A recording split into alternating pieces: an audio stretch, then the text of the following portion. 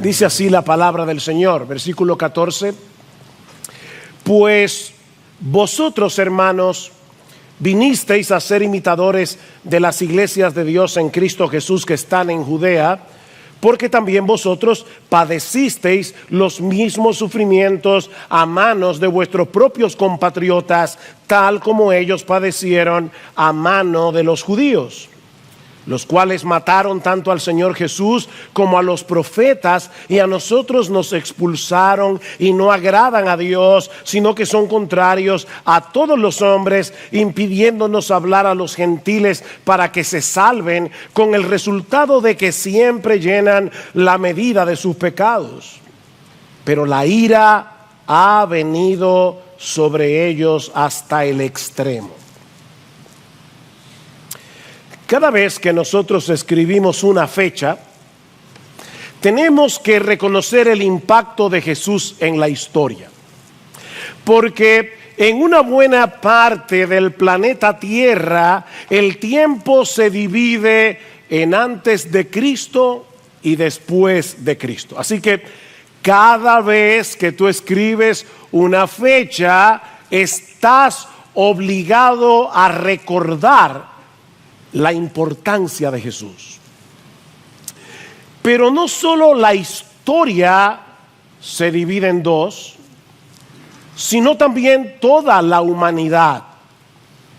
Porque después de su venida solo hay dos grupos de personas en el mundo. A nosotros nos encanta crear categorías para dividir a las personas, para separarnos de los demás, para creernos que somos mejores que otros. Pero lo cierto es que en el mundo solo hay dos grupos de personas, no más, solo dos: los que creen en Cristo y los que no creen, los que son suyos y los que no lo son, los que lo aman y lo adoran y los que lo rechazan con todo su corazón. El que no es conmigo, contra mí es, dice Jesús. No se puede ser indiferente, no se puede ser neutral ante la persona de Jesús, porque óyeme bien, mi amigo que estás aquí, no hacer nada con Jesús es una declaración de guerra. Nadie aquí, jóvenes que tal vez han nacido en esta iglesia, no hay nadie que sea neutral con respecto a la persona de Jesús. Si el Dios del cielo nos llama a arrepentirnos, si el Dios del cielo nos llama a creer en su Hijo, seguir a su Hijo, reaccionar con indiferencia es un acto de rebeldía. De manera que Cristo, contrario a lo que piensan muchas personas, es el gran divisor de la raza humana. Cristo divide la raza humana. Él mismo dice en Mateo capítulo 10, versículo 34, que Él no vino al mundo a traer paz, sino espada. Qué declaración más extraña, ¿verdad? El príncipe de paz dice que Él vino a traer espada. Porque vine a poner al hombre contra su padre, a la hija contra su madre, a la nuera contra su suegra, y los enemigos del hombre serán los de su misma casa. Ahora, esta es una moneda de dos caras, porque así como Cristo nos separa del mundo, al mismo tiempo nos hace uno con su pueblo.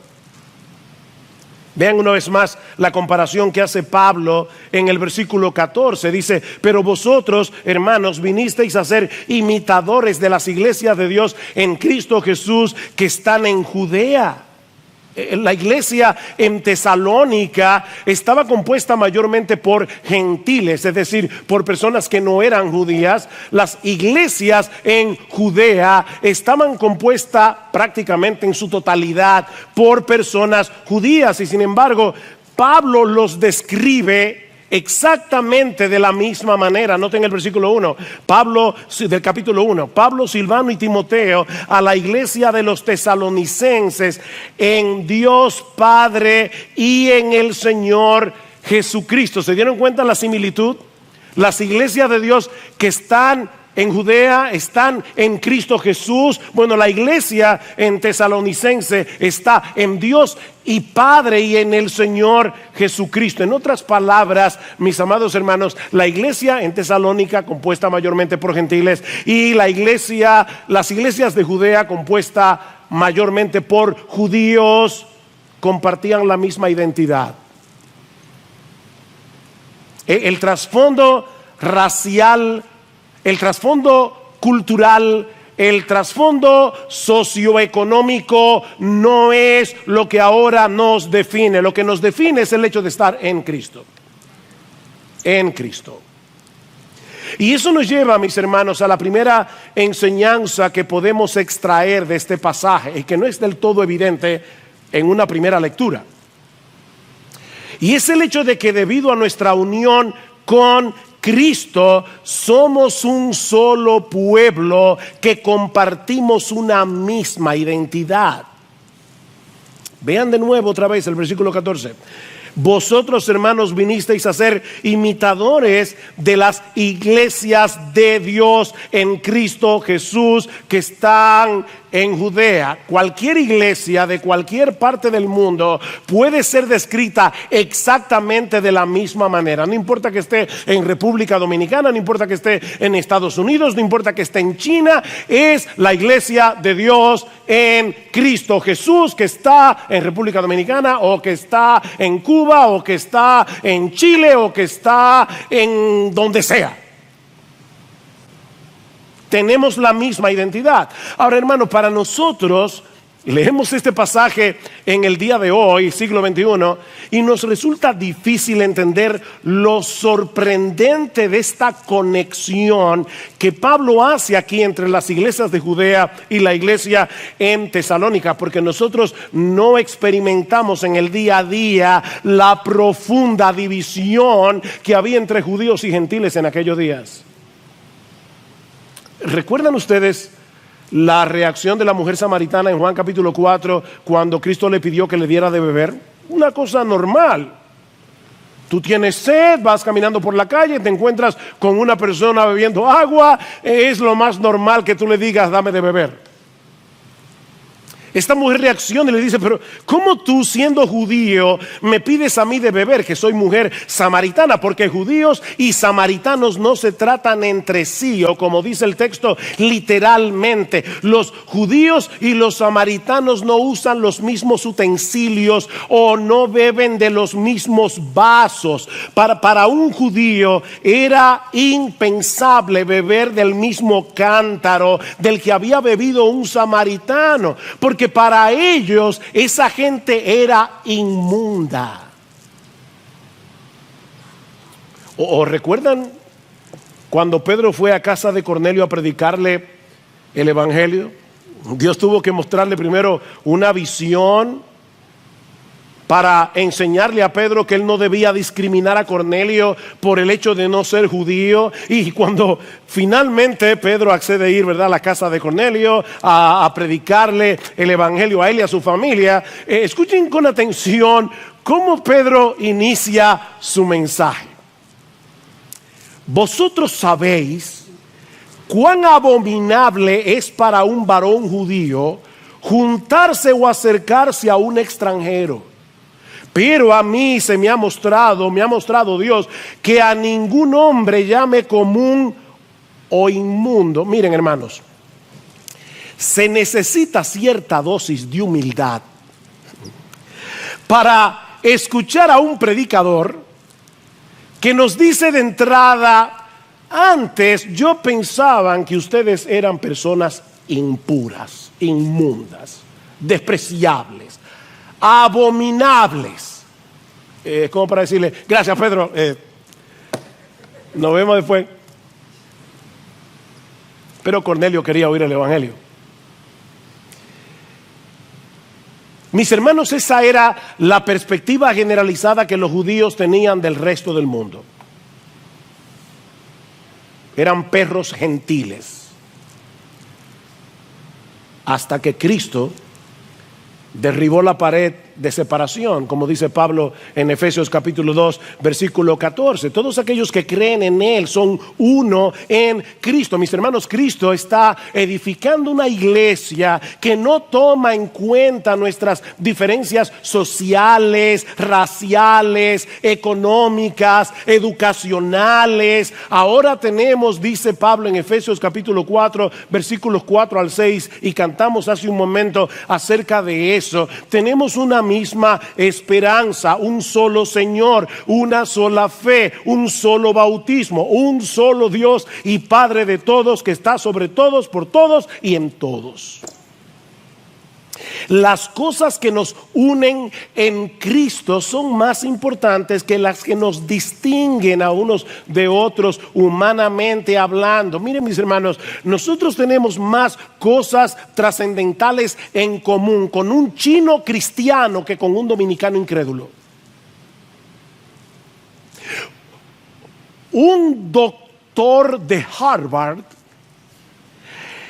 tiene más cosas trascendentales en común con un analfabeto cristiano que con otro doctor de Harvard. Somos uno en Cristo. Y mis hermanos, eso debe producir en nosotros un fuerte apego por nuestra iglesia local y un amor sincero y genuino por la iglesia universal. La iglesia de Cristo no son estas cuatro paredes. Somos parte de algo mucho más grande. Somos uno en Cristo, por más distinto que seamos en otras cosas. Pero eso que nos une con otros creyentes es precisamente lo que nos separa del mundo. Y es lo que produce oposición y rechazo por el hecho de ser cristianos. Lo que nos lleva a la segunda enseñanza de nuestro pasaje. Ya hemos visto que debido a nuestra unión con Cristo somos un solo pueblo, que compartimos una misma identidad, pero aprendemos también que debido a nuestra identificación con Cristo somos un pueblo que compartimos la misma hostilidad. Versículo 14 de nuevo. Pues vosotros, hermanos, vinisteis a ser imitadores de las iglesias de Dios en Cristo Jesús que están en Judea. ¿En qué vinieron a ser imitadores? Porque también vosotros padecisteis los mismos sufrimientos a manos de vuestros propios compatriotas, tal como ellos padecieron a mano de los judíos. Todas las iglesias de Cristo, las verdaderas iglesias de Cristo, independientemente de la denominación, independientemente del país donde estén, nos parecemos en varias cosas. Mira, cuando tú vas a una verdadera iglesia, y puede ser que la forma de alabanza sea distinta, puede ser que hayan cosas que no sean exactamente como la practican en tu iglesia, pero cuando tú vas a una verdadera iglesia del Señor Jesucristo, tú te sientes identificado. Hay cosas importantes en común, y una de ellas es que todas experimentan rechazo y oposición. Los creyentes en Tesalónica estaban experimentando de parte de sus compatriotas lo mismo que los creyentes de Judea estaban experimentando de parte de los judíos, porque la oposición contra los cristianos no es circunstancial, no es regional, es mundial. Es mundial, aunque obviamente no siempre será en la misma medida, no siempre será con las mismas manifestaciones. No es lo mismo ser un cristiano en República Dominicana que ser un cristiano en Corea del Norte. No es lo mismo. Yo no estoy diciendo eso. Pero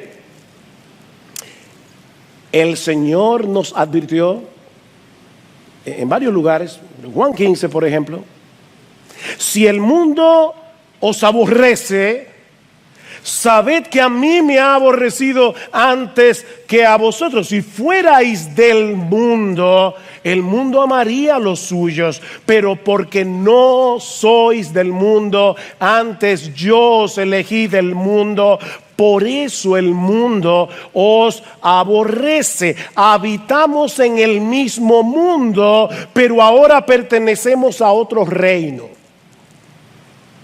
Tenemos otro Señor, otro amo, otro dueño. Nos regimos por motivaciones y valores distintos y eso crea problemas. Pablo le dice a Timoteo en su segunda carta que todos, subrayen eso, todos los que quieren vivir piadosamente en Cristo Jesús padecerán persecución. Nota, mi hermano, que Pablo no dice algunos, Pablo no dice la mayoría, Pablo dice todos los que quieren vivir piadosamente en Cristo Jesús padecerán persecución. La única manera en que un creyente puede evitar esa persecución es esforzándose por parecerse al mundo lo más posible. Pero todos los que quieren vivir piadosamente en Cristo Jesús padecerán persecución. Eso es inevitable. Capítulo 3, versículo 3. Pablo dice: yo les escribí esto a fin de que nadie se inquiete por causa de estas aflicciones, porque vosotros mismos sabéis que para esto hemos sido destinados. Ustedes saben eso, yo se lo dije cuando estaba allá, que vamos a ser perseguidos. Pero en vez de llenarse de amargura, en vez de llenarse de resentimiento en medio de la persecución, mis hermanos, estos nuevos creyentes en Tesalónica estuvieron dispuestos a sufrir por causa de su fe. Y eso es lo que mueve a Pablo a darle gracias a Dios, porque esa perseverancia es un fruto de la obra de la palabra de Dios en nosotros por medio de su Espíritu. Y ahora vamos a tener que conectar el versículo 13 con el 14. Lo estudiamos hace 3 domingos atrás. ¿Qué dice el versículo 13? Por esto también nosotros sin cesar damos gracias a Dios, de que cuando recibisteis la palabra de Dios que oíste de nosotros, la aceptasteis no como la palabra de hombres, sino como lo que realmente es la palabra de Dios, la cual también hace su obra en vosotros los que creéis.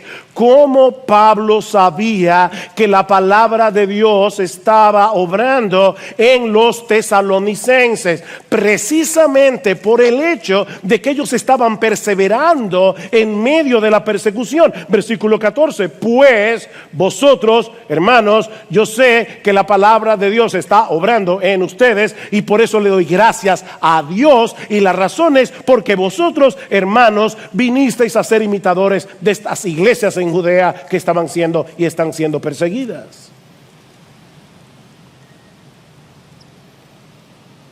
Lo que Pablo está diciendo aquí es algo como esto: mis hermanos, yo sé que la palabra de Dios está obrando en ustedes. Yo lo sé, porque están dispuestos a sufrir por Cristo, porque están dispuestos a permanecer aferrados a su Señor en medio de la aflicción, manifestando el gozo del Espíritu Santo. No olviden el capítulo 1, versículo 6, porque nosotros estudiamos una carta en la iglesia y nos pasan meses entre un texto y otro, pero esta fue una carta que ellos leyeron como una carta. ¿Y cómo se lee una carta? Ustedes leen una carta, una hoja hoy, otra hoja mañana y otra hoja pasado mañana, o ustedes leen la carta entera. Bueno, ellos leyeron la carta, y ¿saben lo que dice esta carta un poco antes en el capítulo 1, versículo 6? Y vosotros vinisteis a ser imitadores de nosotros y del Señor, habiendo recibido la palabra en medio de mucha tribulación, con el gozo del Espíritu Santo.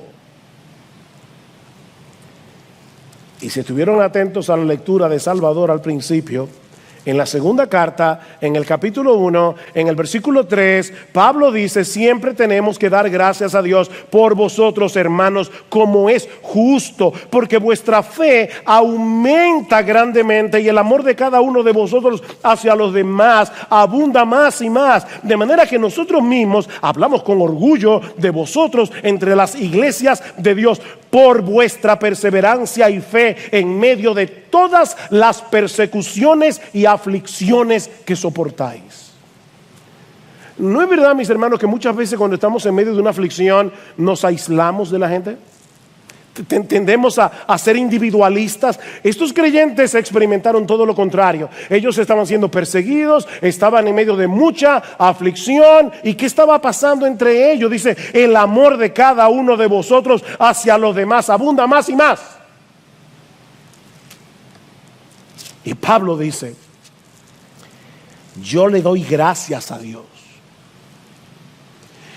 Como dice Ligon Duncan, Pablo mira a estos creyentes de Tesalónica manteniendo su fe en medio de una intensa persecución, y eso despierta su gratitud hacia Dios. Te doy gracias, Señor, porque el evangelio es tan real en sus vidas que están dispuestos a sangrar por él. Y eso es solo una obra del Espíritu Santo. Eso no es natural. Miren, mis hermanos, y yo me sentí muy amonestado, honestamente, esta semana, viendo otra vez esta actitud de Pablo de dar gracias por otros. Mis hermanos, nosotros debemos tener ojos para ver la obra de Dios en las vidas de nuestros hermanos que sufren y que sufren bien, y darle gracias a Dios por lo que Él está haciendo en esos hermanos. Y miren, no tiene que ser algo tan dramático como morir en una hoguera. Hay creyentes aquí que son rechazados por sus familiares incrédulos por el mero hecho de ser cristianos, y aún así nos reniegan de su fe. Hay hermanos aquí que no han podido seguir escalando en su empresa, no pueden seguir escalando. ¿Saben por qué? Porque rehúsan comprometer su integridad. Gloria a Dios por esos creyentes. El Espíritu Santo está obrando allí. Hay algo que el Espíritu de Dios está haciendo. Hay jóvenes aquí, jóvenes que son burlados en los colegios, en las universidades, porque ellos deciden ir en contra de la corriente, porque ellos tienen pantalones como para comportarse como cristianos en medio de una generación que parece haber perdido la brújula moral.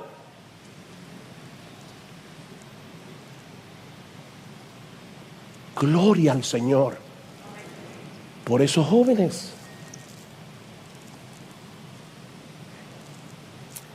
Y ni hablar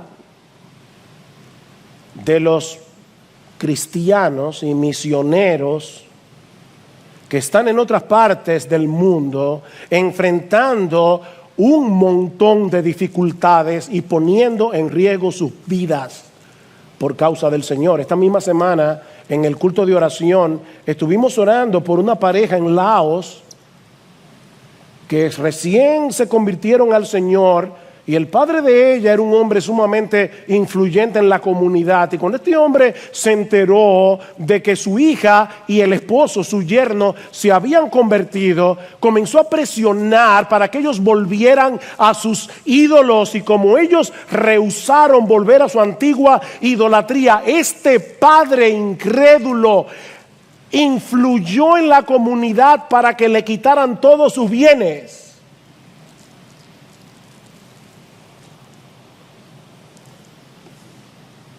Ese es el tipo de cosas que los cristianos han estado padeciendo a lo largo de toda la historia, ¿no? El autor de la carta a los hebreos menciona a un grupo de creyentes que precisamente habían sufrido el despojo de sus bienes, al igual que estos hermanos en Laos, solo que el autor de la carta a los hebreos le añade dos palabritas muy importantes. El despojo de vuestros bienes sufristeis con gozo.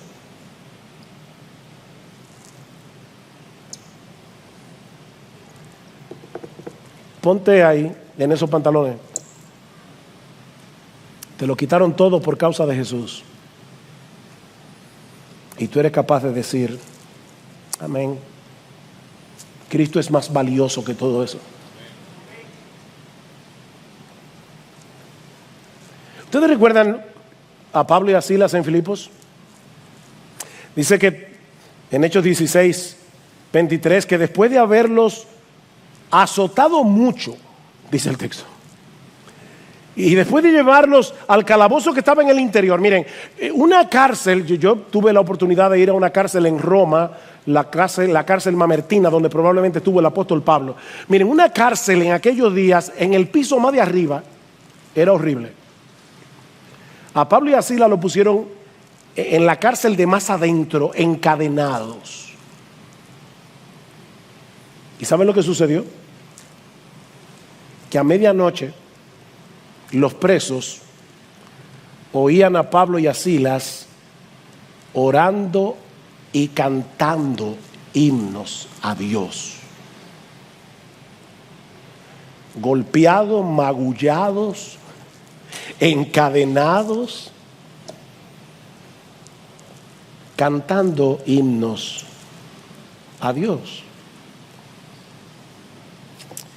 ¿Cómo explicamos algo así? Por la obra del Espíritu Santo. Es el Espíritu Santo el que actúa en nosotros la fe. Él es que obra la fe para esperar en las promesas de Dios reveladas en su palabra. Es el Espíritu Santo el que hace viva la palabra en nuestro corazón, dándonos certeza de que Dios nos ama, dándonos certeza de que ni una sola de sus promesas quedarán sin cumplimiento. No olviden el contexto. Pablo está dando gracias al Señor porque cuando ustedes recibieron la palabra de Dios que oíste de nosotros, la recibisteis no como palabra de hombres, sino como lo que es en verdad la palabra de Dios. De manera que cuando estos hermanos oían, el Señor es mi pastor, nada me faltará, en lugares de delicados pastos me hará descansar, ellos sabían, esa es la palabra de Dios, porque a los que aman a Dios todas las cosas les ayudan a bien. Esto es palabra de Dios. Y el Espíritu Santo está allí recordándonos y obrando en el corazón y diciéndote, hijo mío, esta es palabra de Dios, palabra de Dios. Estas no son promesas vacías, esto no es sopa de pollo para el alma, no. Esto es palabra de Dios.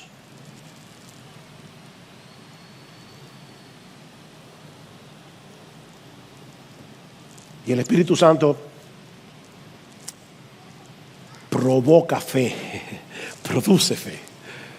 Porque al final, mis hermanos, es un asunto de fe. ¿Qué dice Pablo en Romanos 15? Y el Dios de la esperanza os llene de todo gozo y paz en el creer, para que abundéis en esperanza por el poder del Espíritu Santo. Solamente el Espíritu Santo puede hacerme abundar en esperanza, al aumentar mi fe en lo que Él mismo reveló en la palabra.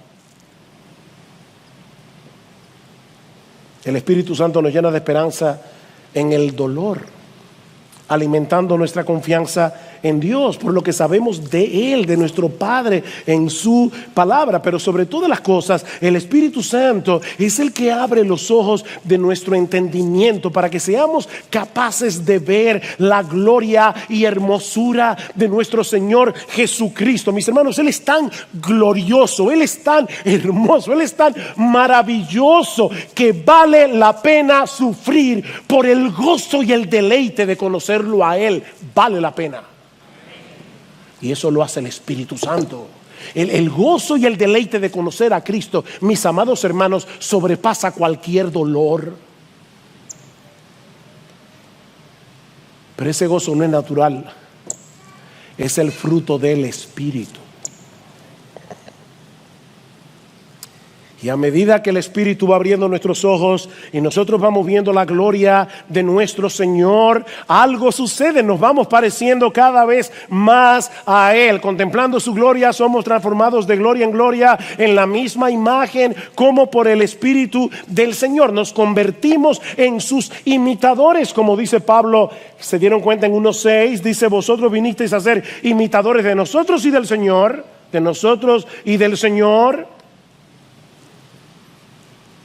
Y una de las cosas que se dice de Cristo en Hebreos capítulo 12 versículo 2 es que por el gozo puesto delante de Él sufrió la cruz. Cuando somos imitadores del Señor, somos capaces de sufrir con gozo. Por el gozo puesto delante de Él sufrió la cruz. No por el gozo de sufrir. Porque, mis hermanos, no somos masoquistas. El sufrimiento no es causa de gozo. Cristo sufrió la cruz con gozo por dos razones. Primero, por el gozo de poder hacer la voluntad de su Padre. Y dos, por el gozo de salvarte a ti. Y a ti, y a ti, y a ti, si eres creyente. Wow. Cristo sufrió la cruz con gozo porque sabía que al hacerlo te estaba salvando a ti.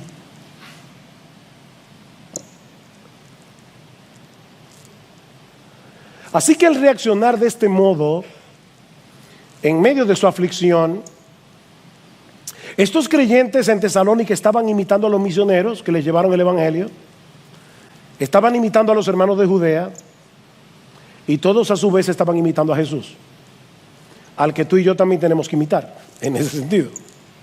Bueno, en todo sentido. Pero ahora Pablo quiere hacerles ver el porqué de ese sufrimiento. Mis hermanos, ¿qué es lo que está detrás de esa persecución, de ese rechazo, de esa oposición del mundo hacia los cristianos? ¿Qué es lo que hay detrás? Versículo 15.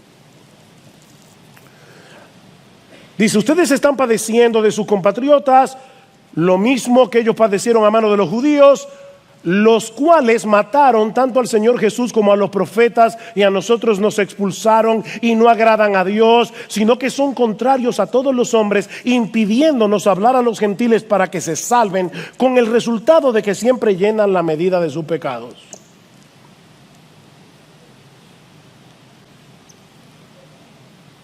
¿Saben qué, mis hermanos? A final de cuentas, el problema del mundo incrédulo con los cristianos va más allá de un asunto personal. Es personal, pero por lo que representamos. En realidad, es un rechazo a la verdad de Dios y al Mesías de Dios. Eso es lo que está detrás. Esta acusación de Pablo es tan seria contra los judíos que algunos han acusado a Pablo de ser antisemita. Increíble. Es decir, alguien que odia a los judíos. Ahora, hermanos, esta es una acusación absurda. Primero, porque Pablo era judío. Segundo, porque él mismo fue un perseguidor que trató de detener el avance del evangelio. Y cuando Pablo conoció al Señor, el anhelo de su corazón era que el pueblo de Israel se salvara. Dice en Romanos capítulo 9, versículo 3, mira, si yo tuviera que ser condenado para que ellos sean salvados, que me condene yo. Y yo nunca he sentido eso por nadie, ni he orado así. El deseo de mi corazón y mi oración a Dios por Israel, Romanos 10, 1, es para salvación. Pablo no era un antisemita. Eso es absurdo. No, Pablo escribió seguramente este pasaje con mucho dolor en el corazón. Pero todo lo que dice contra los judíos es tristemente cierto, y todo se encierra en una cosa: el rechazo del mundo incrédulo a la verdad de Dios y al Mesías de Dios. Mataron al Señor Jesús, dice Pablo. Por más que los romanos lo llevaron a la cruz, los judíos fueron responsables de su muerte. Ellos lo entregaron al poder civil, acusándolo falsamente para que fuera crucificado. Mataron al Señor Jesús, mataron a los profetas. En el Antiguo Testamento los profetas fueron sistemáticamente perseguidos por el pueblo de Israel. ¿Por qué? Porque no soportaban el mensaje que Dios les enviaba a través de ellos. Óyeme, mi amigo incrédulo que estás aquí, no te engañes a ti mismo pensando, es que intelectualmente yo no puedo aceptar. No, el problema tuyo es que tú no quieres la verdad de Dios, no la quieres. Porque la verdad de Dios te recuerda que tú eres un pecador. La verdad de Dios te recuerda que tú no eres tan grande como tú crees que tú eres, que tú no eres tan bueno como tú crees que tú eres, que solo hay un Dios, un solo Rey, y se llama Jesús, no eres tú. No te engañes. Mataron a los profetas.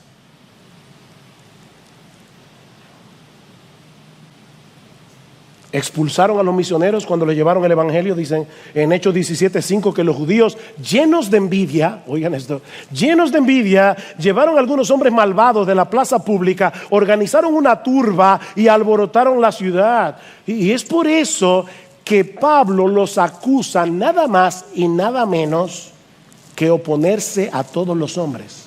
¿Lo vieron en el versículo 15? No agradan a Dios, sino que son contrarios a todos los hombres. ¿Saben lo que Pablo está diciendo aquí? Que son enemigos de la humanidad. Wow. ¿Saben por qué son enemigos de la humanidad? Porque están impidiendo la predicación del evangelio, que es lo único que puede salvar al pecador. Por eso dice en el versículo 16, impidiéndonos hablar a los gentiles para que se salven. Impidiéndonos hablar a los gentiles. Miren, mis hermanos, no hay un pecado más odioso a los ojos de Dios que tratar de frenar el avance del evangelio. ¿Sabes por qué? Porque la mayor necesidad de cualquier hombre es reconciliarse con Dios por medio de la persona y la obra de nuestro Señor Jesucristo. Eso es lo más odioso a los ojos de Dios.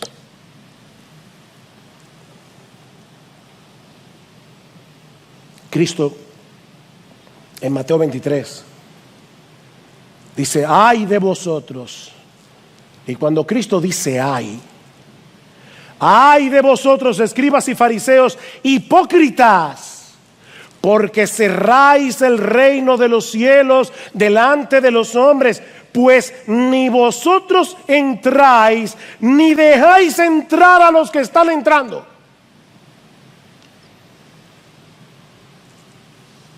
Wow.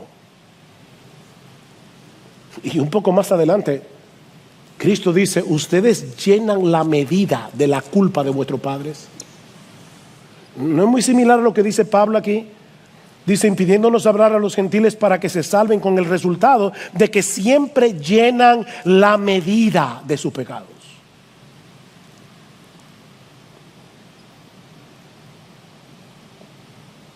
Su pecado ha llegado al colmo, dice Pablo. A tal punto que la ira de Dios, dice él, versículo 16, ha venido sobre ellos hasta el extremo.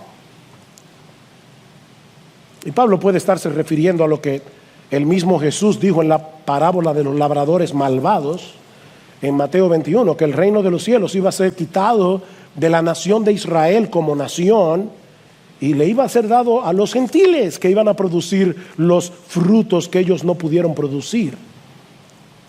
Ahora la iglesia es el nuevo Israel, compuesta por judíos y gentiles creyentes que proclamamos el mensaje que la nación de Israel recibió a través de sus profetas sobre la obra, la persona de nuestro Señor Jesucristo. Y eso es precisamente lo que el mundo quiere frenar a toda costa. Que la verdad de Dios sea proclamada, que Cristo sea reconocido como Rey de Reyes y Señor de Señores, para que la gente venga a Él en arrepentimiento y fe y sean salvos. Pero ¿saben qué, hermanos? Nadie puede frenar la obra de Dios. Nadie. Corrie ten Boom, aquella mujer cuya familia escondió judíos para librarlos de los nazis durante la Segunda Guerra Mundial, fue llevada junto a su hermana Betsy a un campo de prisioneros horriblemente inhumano, a Ravensbrück. El cuartel en el que las encerraron estaba sobrepoblado, mucha gente, pero lo peor es que estaba infestado de pulgas. La mañana en que llegaron, leyeron juntas Primera Tesalonicenses, capítulo 5, 16 al 18. Estad siempre gozosos, orad sin cesar y dad gracias en todo. Así que Betsy le dice a Corrie: ven, vamos ahora a dar gracias por cada aspecto de este nuevo alojamiento. Corrie ten Boom admite que al principio ella no quería. ¿Cómo le voy a dar gracias a Dios por las pulgas? Pero su hermana seguía insistiendo. Aquí dice: dad gracias en todo. Finalmente, Corrie accedió. A medida que pasaban los meses, ellas se sorprendían porque comenzaron a realizar un estudio bíblico en las barracas. La gente comenzó a venir, empezaron a orar, y lo que las sorprendía era que los guardias no interferían, las dejaban tranquilas. ¡Qué raro! Más tarde descubrieron que la razón por la que los guardias no interferían era por las pulgas. No querían ser infestados. Porque Dios tiene muchas formas creativas de glorificar su nombre y de expandir el evangelio.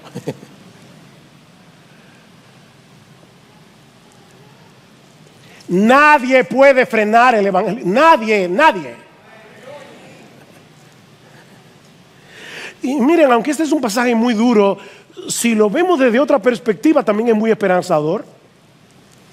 Mis hermanos, el hombre que escribió estas palabras un día estuvo del otro lado de la verja. No lo olviden. De Saulo de Tarso se dice en Hechos capítulo 9, versículo 1, que respiraba amenazas y muerte. Entonces puede imaginar eso, una persona que respira amenazas y muerte contra los discípulos del Señor. Y en el capítulo anterior dice que hacía estragos en la iglesia, y más adelante, dando su propio testimonio, Pablo dice que él llegó a creer que era su deber delante de Dios hacer muchos males en contra del nombre de Jesús de Nazaret. No solo encerré en cárceles a muchos de los santos, sino también cuando eran condenados a muerte, yo daba mi voto contra ellos, y castigándolos con frecuencia en todas las sinagogas, procuraba obligarlos a blasfemar. Pablo estaba allí diciendo: maldice a Cristo, maldice a Cristo. El hombre que escribió Primera Tesalonicenses.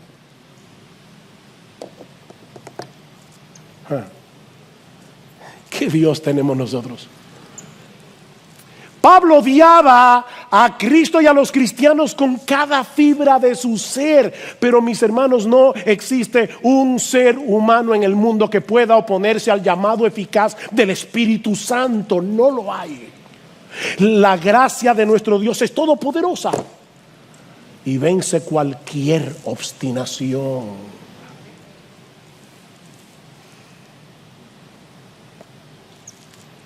Mi hermano, no pierdas las esperanzas con tus hijos, no pierdas la esperanza con tu cónyuge incrédulo, no pierdas la esperanza con esos amigos que amas, por más endurecidos que estén hoy en sus corazones, porque Dios puede soplar sobre ese valle de huesos secos y traerlos de la muerte a la vida por el poder del Espíritu Santo.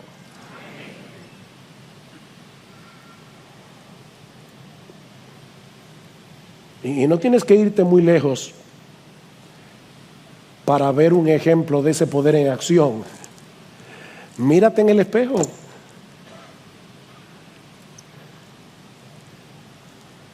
Porque si Él te salvó a ti y me salvó a mí, también puede salvar a esos que se burlan, a esos que te rechazan por el hecho de que tú eres cristiano. Mírate en el espejo.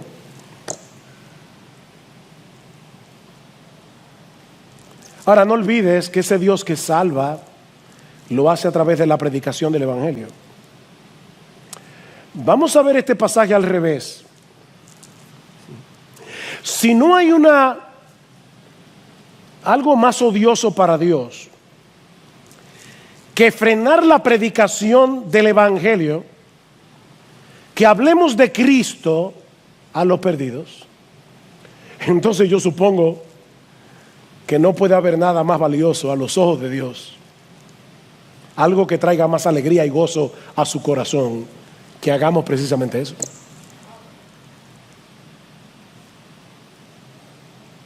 La mayor necesidad del incrédulo es reconciliarse con Dios, aunque en este momento él no lo sepa. Aunque ahora se encuentre a gusto con sus cadenas, él necesita liberación, él necesita ser rescatado del dominio, de las consecuencias del pecado que lo está llevando engañado a una condenación eterna. Y mis hermanos, ellos solos podrán ser salvos si tienen un encuentro con Cristo por medio de la predicación de su evangelio. Ese es el instrumento poderoso que usa Dios para salvar a los perdidos.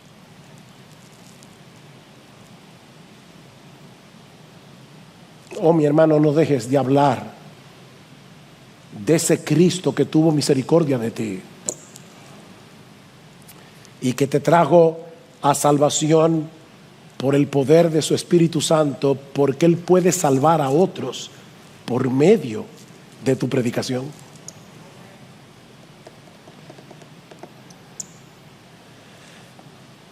No puedo evitar recordar en la universidad, yo tenía dos personas en la universidad, dos amigas de carrera, porque déjame decirte algo,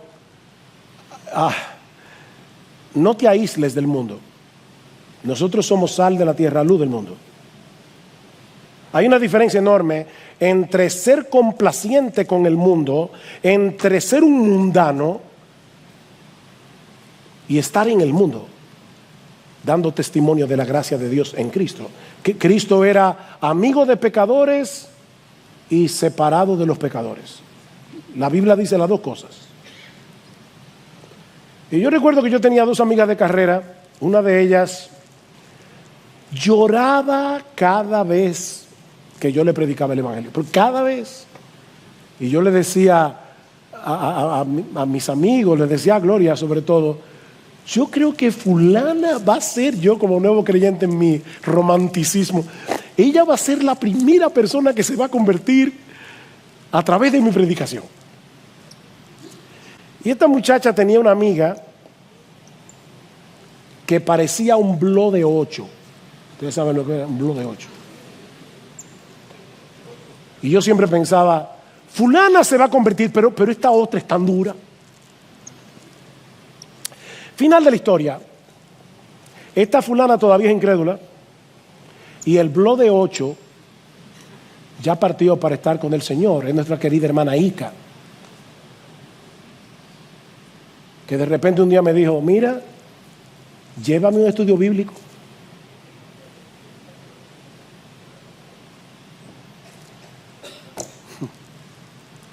El blog de 8. La gracia la derritió.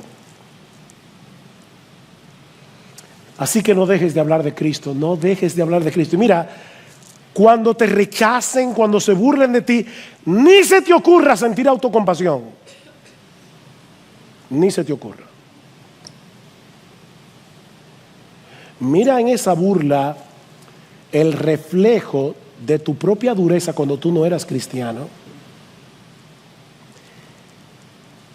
Y por el poder del Espíritu, regocíjate en la obra que Cristo hizo en ti de pura gracia para cambiar tu corazón de piedra en un corazón de carne.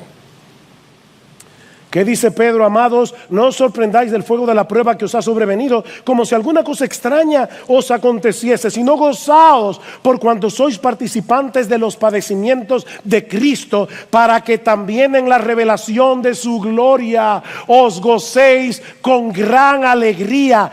Si sois vituperados por el nombre de Cristo, sois bienaventurados, porque el glorioso Espíritu de Dios reposa sobre vosotros. Es precisamente en ese momento que el Espíritu Santo viene con poder a animarte, a fortalecerte, a fortalecer tu fe, a recordarte la palabra, a recordarte que Dios te ama, a recordarte sus promesas. Bienaventurados sois. Pero no quiero terminar sin hacer una pregunta a las personas que nos visitan.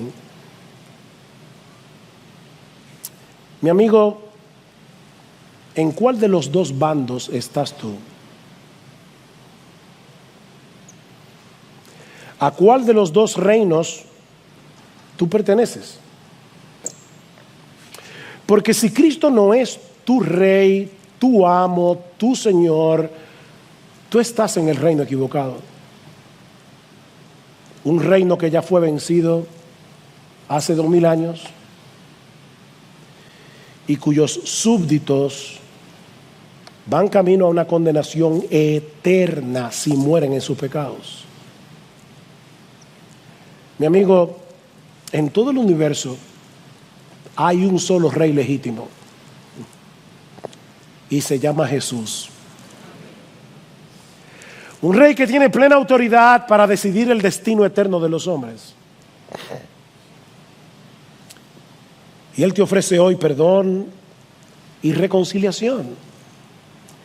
Si vienes a su trono de gracia clamando por misericordia, confiando únicamente en Él. Él es el único rey que siendo el Dios de gloria, estuvo dispuesto a humillarse hasta lo sumo, pagando con su propia vida la deuda eterna de los suyos, muriendo por ellos en una cruz. ¿Qué rey hay como nuestro rey?